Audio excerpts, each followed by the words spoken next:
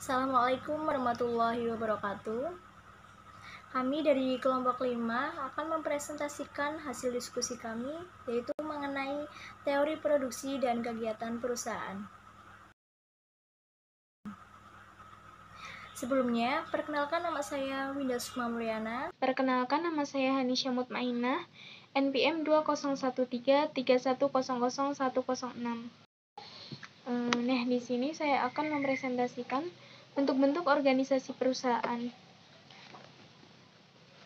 Organisasi perusahaan dapat dibedakan kepada 3 bentuk organisasi yang pokok, meliputi yang pertama, perusahaan perseorangan, yaitu organisasi perusahaan yang terbanyak jumlahnya dalam setiap perekonomian. Yang kedua yaitu perusahaan perkongsian atau firma, yaitu organisasi perusahaan yang dimiliki oleh beberapa orang. Mereka bersepakat untuk secara bersama menjalankan suatu usaha dan membagi keuntungan yang diperoleh berdasarkan perjanjian yang telah disepakati bersama. Modal perusahaan dikumpulkan dari anggota perekonomian. Yang ketiga adalah perseroan terbatas. Perseroan terbatas yaitu suatu bentuk usaha yang dimana modalnya terbagi atas saham-saham dan tanggung jawab dari para pemegang saham perseroan terbatas tersebut. Adapun bentuk-bentuk lain organisasi perusahaan, yang pertama adalah perusahaan milik negara, yaitu saham-saham dari perusahaan negara adalah dimiliki oleh pemerintah. Yang kedua adalah perusahaan koperasi. Perusahaan koperasi yaitu perusahaan yang didirikan bukan untuk mencari keuntungan, tetapi untuk melindungi kepentingan para anggotanya. Apa sih perbedaan PT atau perseroan terbatas dengan perusahaan milik negara atau BUMN? Yaitu jika perseroan terbatas adalah saham yang dimiliki oleh pemilik perusahaan, sedangkan BUMN atau perusahaan milik negara yaitu saham yang dimiliki oleh pemerintah.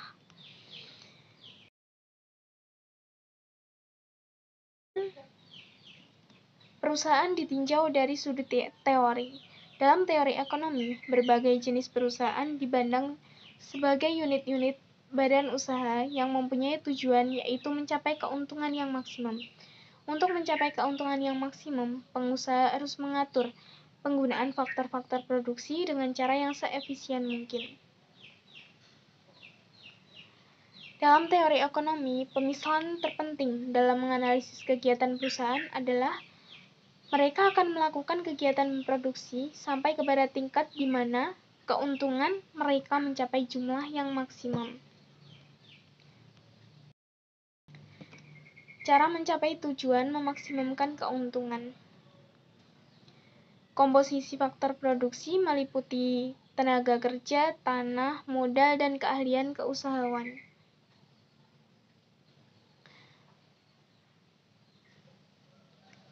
Komposisi faktor produksi yang bagaimanakah yang meminimumkan biaya produksi untuk dikeluarkan untuk mencapai satu tingkat produksi tertentu, yaitu peminimuman biaya produksi. Prinsip yang harus dipegang produsen adalah mengambil unit tambahan faktor produksi yang biaya per rupiahnya akan menghasilkan tambahan nilai penjualan yang paling maksimum. Kemudian jangka panjang dan jangka pendek.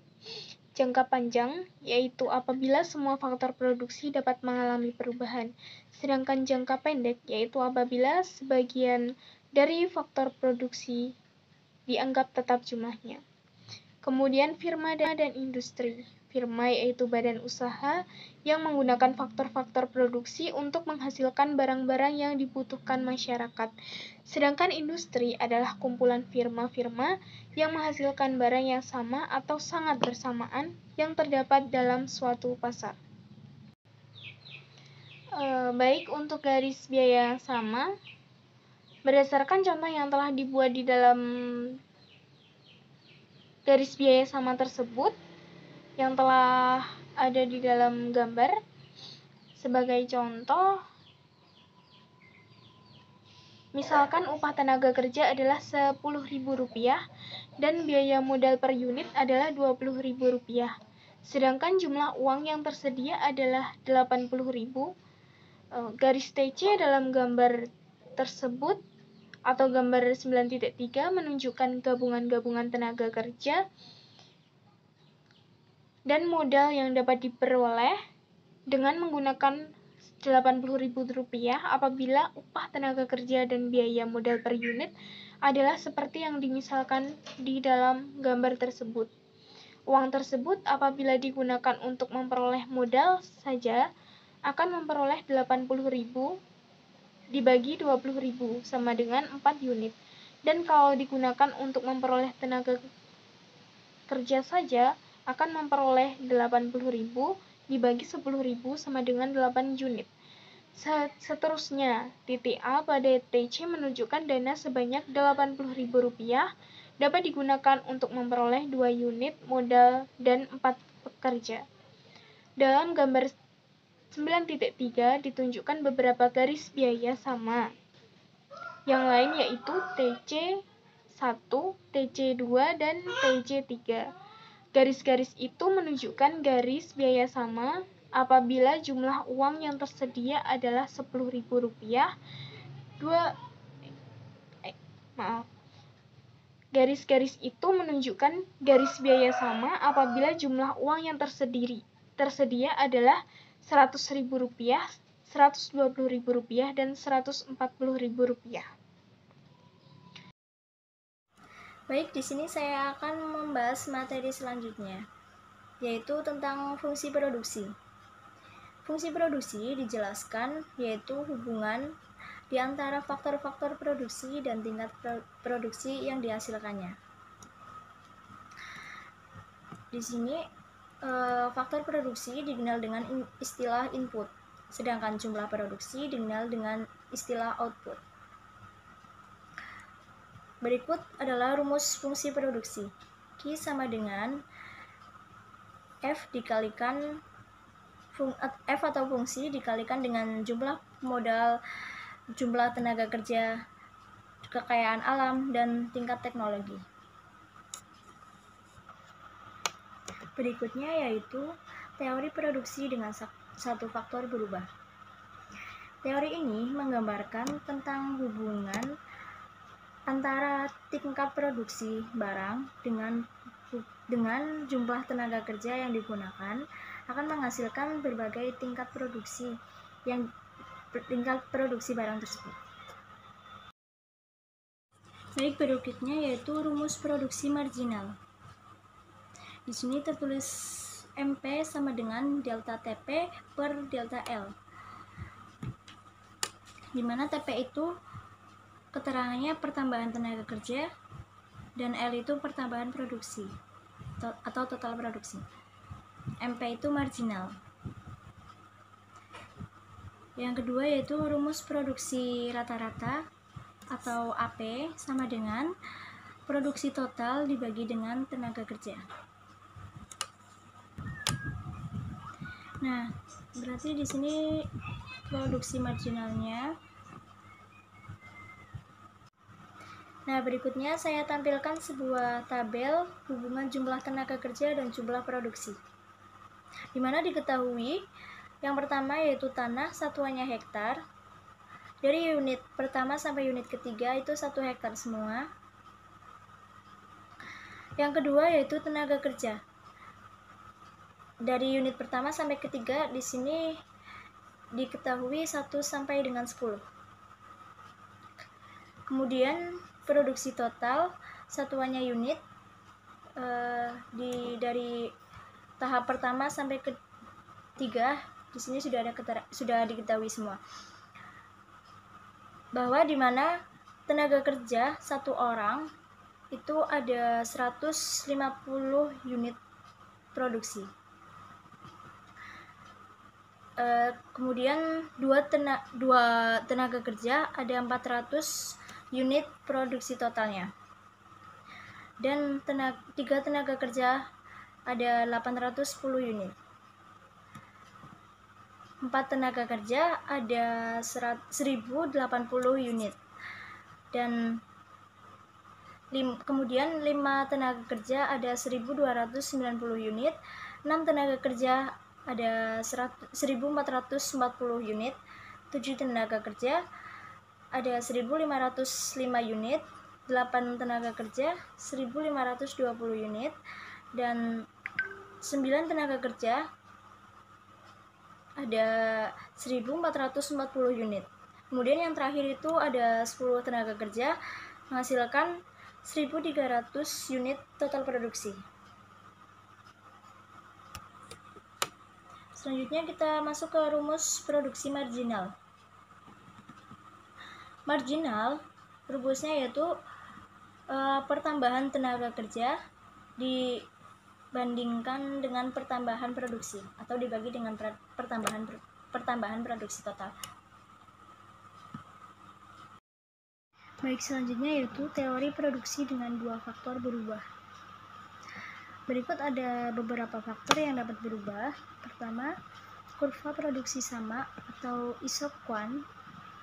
Ini menggambarkan gabungan tenaga kerja dan modal yang akan menghasilkan satu tingkat produksi tertentu.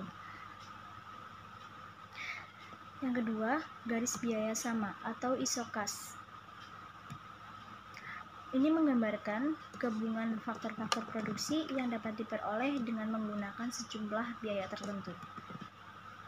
Yang ketiga, meminimumkan biaya atau memaksimumkan produksi. Berikut adalah kurva produksi total, produksi rata-rata, dan produksi marginal. Di sini cara menggambarnya yaitu kita ambil dari tabel yang tadi, lalu kita masukkan ke dalam kurva berikut. Nah, yang garis horizontal ini menunjukkan jumlah tenaga kerja, garis yang vertikal itu jumlah produksi. Nah, kita langsung dari tabel yang tadi langsung saja dimasukkan ke kurva berikut. Yang garis lengkung ke atas ini yaitu TP atau total produksi, dan yang ini garis ke bawah, tapi yang tidak agak lancip itu ya, yang horizontal itu HP atau rata-rata produksi. Yang dari 0 ke atas, yang 400 jumlah produksinya 410, tenaga kerjanya 3, itu adalah total marginal atau marginal. Yang kedua di sini ada kurva produksi sama. Di mana kurva produksi sama ini produksi total 400 dikurangi 150 dibagi 2 dikurangi 1, dan hasilnya itu total produksi marginalnya yaitu 250. Begitupun seterusnya. Untuk menghitung produksi rata-ratanya yaitu produksi total dibagi dengan tenaga kerja. 150 dibagi 1 hasilnya 150. Nah, yang kedua, total produksi 400 dibagi tenaga kerjanya yaitu 2, hasilnya yaitu 200. Begitupun dengan seterusnya, ke tahap kedua dan ketiga. Nah, cara membuktikannya, tahap pertama yaitu di keterangan total produksi akan semakin bertambah jika tenaga kerjanya, di mana tahap pertama dijelaskan total produksi mengalami pertambahan semakin cepat. Nah, di sini dibuktikan dari 150 menjadi 400 dan 400 menjadi 810.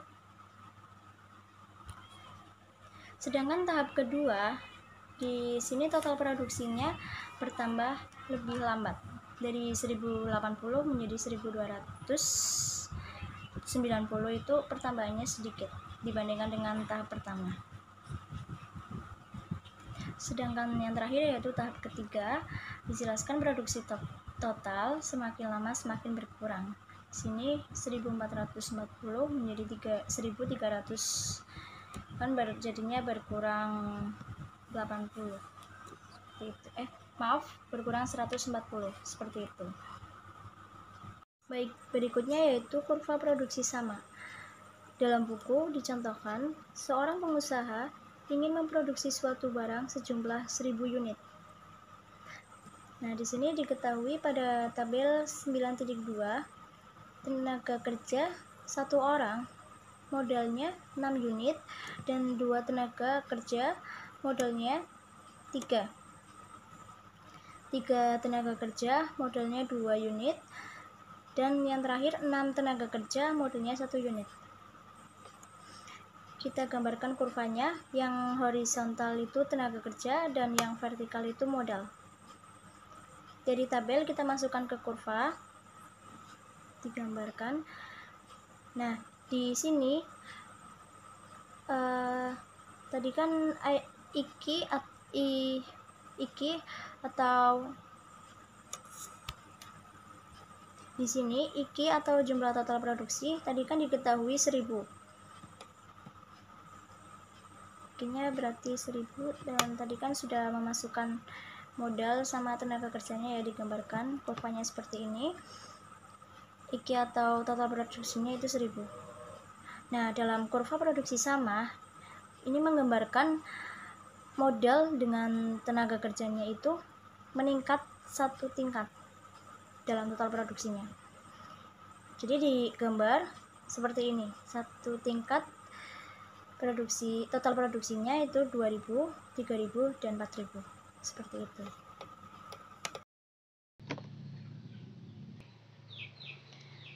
Baik, untuk garis biaya yang sama, berdasarkan contoh yang telah dibuat di dalam garis biaya sama tersebut, yang telah ada di dalam gambar, sebagai contoh, misalkan upah tenaga kerja adalah Rp10.000 dan biaya modal per unit adalah Rp20.000. Sedangkan jumlah uang yang tersedia adalah Rp80.000. Garis TC dalam gambar tersebut atau gambar 9.3 menunjukkan gabungan-gabungan tenaga kerja dan modal yang dapat diperoleh dengan menggunakan Rp80.000 apabila upah tenaga kerja dan biaya modal per unit adalah seperti yang dimisalkan di dalam gambar tersebut.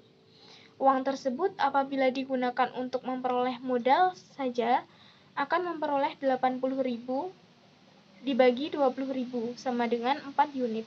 Dan kalau digunakan untuk memperoleh tenaga kerja saja akan memperoleh Rp80.000 dibagi 10.000 sama dengan 8 unit.